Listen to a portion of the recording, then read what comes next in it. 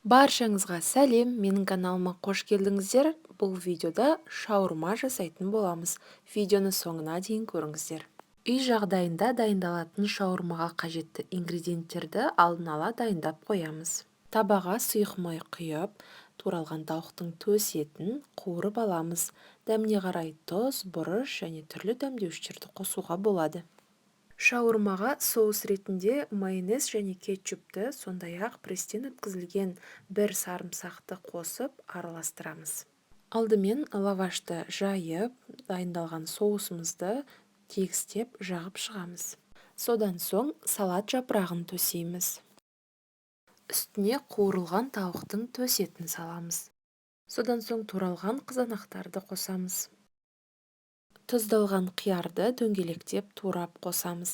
Қалауыңызша балғын қиярды да пайдалануға болады. Және ең соңғы ингредиент ірімшікті, яғни сырды қосамыз және шаурманы жақсылап ораймыз.